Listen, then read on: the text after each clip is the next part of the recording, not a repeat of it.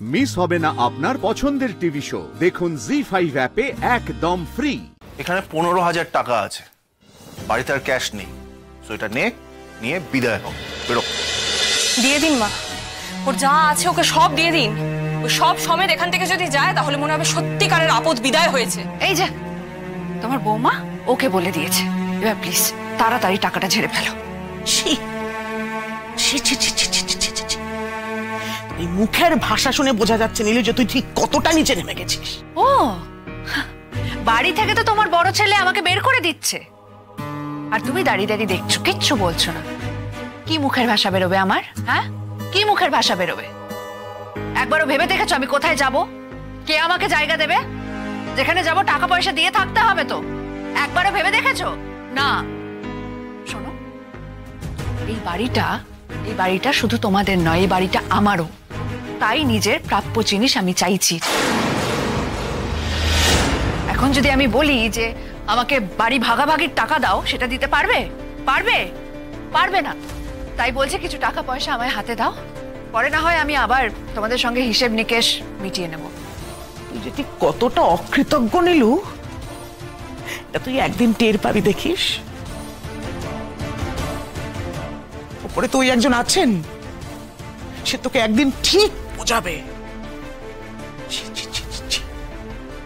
জীবনে তুই এতবার সুযোগ পেলি, একটা বারের জন্য তুই সুযোগটাকে নিলি না। একই রকম থেকে প্রত্যেকবার আমাকে বলতে বলিস ক্ষমা করো, বিক্রমকে বোঝাও। কি করে বোঝাবো রে? আমি বিক্রমকে বলবো তার মুখ তুই রেখেছিস? প্রত্যেকবার এমন কাণ্ড করিস যে আমার কিছু বলার থাকে না।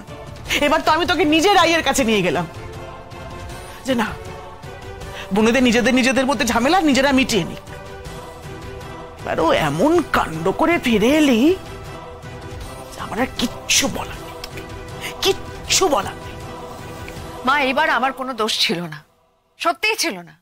যার দোষ ছিল সে এখন নিজের বউয়ের সঙ্গে সোহাগ করছে, আর এখানে আমি কোনো দোষ না করেও নিজের মাথার উপরের ছাদ হারাচ্ছি, আর তোমরা আমাকে যা নয় তাই শোনাচ্ছ।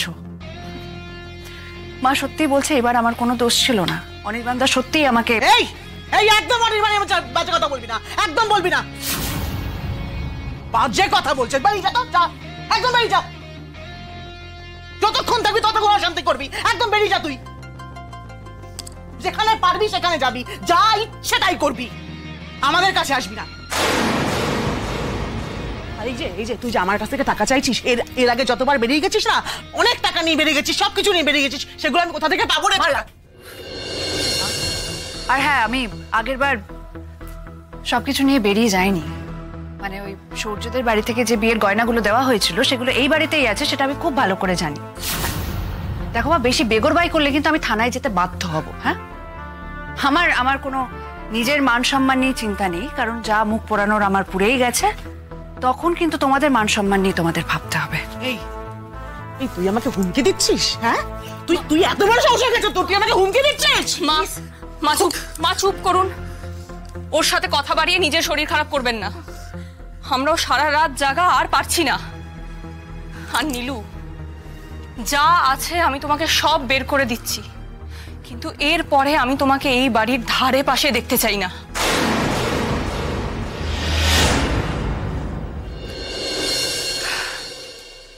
কি হলো? হা করে দাঁড়িয়ে আছো কেন? মা প্লিজ টাকাগুলো বের করো। আরে মিনিমাম 25,000 টাকা লাগবে আমার, তারপর না হয় তোমার মেয়ে উপার্জন করার কোনো ব্যবস্থা করে নেবে, কিন্তু এখন অন্তত 25,000 টাকা দাও। মা, আমি না খেতে পেয়ে মরে যেতে চাই না। প্লিজ প্লিজ প্লিজ প্লিজ টাকাগুলো বের করো। ভীষণ নির্লজ্জ, কি অসহ্য তুই নীলু, লজ্জা নেই। এই তুই যে আমার কাছে টাকা চাইছিস, বড় আমি অতগুলো টাকা কোথা থেকে জোগাড় করবো রে? কোথায় পাবো? কেন? হ্যাঁ, কি ভেবেছিলে তোমরা আমাকে বাড়ি থেকে বের করে দেবে আর আমি বেরিয়ে যাব? মানে এই নীলু এক কাপড়ে খালি হাতে বাড়ি থেকে বেরিয়ে যাবে, ভিক্ষে করবে আর নিজের করা ভুলগুলো নিয়ে আক্ষেপ করবে? না মা, সরি, আমি সেটা করব না, কারণ আমি মনেই করি না আমি যা করেছি তার মধ্যে কোনো ভুল আছে। বরং আমি এটা মনে করি তোমরা আমার সঙ্গে যা করেছো অন্যায় করেছো, আর একবার নয় দিনের পর দিন অন্যায় করে গেছো, বারবার অন্যায় করেছো। ভালো হবে না তোমাদের, দেখো তোমাদের সর্বনাশ হবে। ভুল দেখি কথা বলবি না। শোন, শকুনের অভিশাপে গরু মরে না। এখানে 15,000 টাকা আছে, বাড়িতে আর ক্যাশ নেই, তো এটা নিয়ে বিদায় হোক, বেরো। কিন্তু দাদা ভাই, আমি যা টাকা বলেছি আমার তাই লাগবে।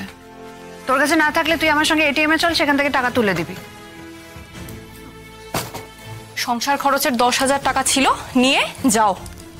আর এই ব্যাগে তোমার গয়না আছে, তাহলে হয়ে গেল তোমার 25,000 টাকা আর তোমার গয়না। বিক্রম, এবার তুমি ওকে তাড়াতাড়ি বিদায় করো। আমি আর সহ্য করতে পারছি না ওর এই নির্লজ্জ বেহায়াপনা। থ্যাঙ্কস বৌমনি, থ্যাংক ইউ সো মাচ। তোমার এই দয়া আমি কোনোদিনও ভুলবো না, কোনোদিনও না। তবে হ্যাঁ, আমার অধিকার থেকে আমাকে বঞ্চিত করার জন্য তোমার বরকে আমি কোনোদিনও ক্ষমা করব না। দেখিস দাদা ভাই, তুই পস্তাবি, তুই তোর ভুলের জন্য ঠিক পস্তাবি। আর দেখিস, এইবার আমি আসবো এই বাড়ির ভাগ নিতে। কি ভেবেছিস, কি ভেবেছিস এই সামান্য খুচরো পয়সা দিয়ে তুই আমাকে এই বাড়ি থেকে বের করে দিতে পারবি? হ্যাঁ, পারবি না। যা চেয়েছিস তা পেয়ে গেছিস তো, বেরিয়ে যা বাড়ি থেকে। তোর মুখটা আমি আর জাস্ট দেখতে চাই না। আর আমিও দেখে নেব তুই কিভাবে এই বাড়ির ভাগটা নিস। যা, বেরিয়ে যা। বিশ্বাস কর, তোদের সবার ভদ্রতার আড়ালে যে শয়তানিগুলো লুকিয়েছিল সেগুলো দেখে নেওয়ার পর আমারও আর তোদের সঙ্গে থাকতে ইচ্ছা করে না, সহ্য হয় না তোদেরকে। চিন্তা করিস না, আমি সমাজে তোদের নাক কাটাবো, যত রকম ভাবে সম্ভব হয় তোদের নাক কাটাবোই আমি। সেটা নিজের নাক কাটিয়ে হলেও করবই। মা, দাদা, বৌমনি, দিদি,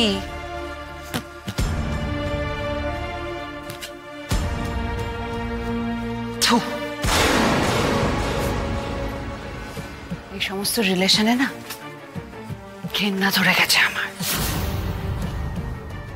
তাই এক রাশ ঘেন্না জানিয়ে যাচ্ছি তোদেরকে, তোদের সবাইকে।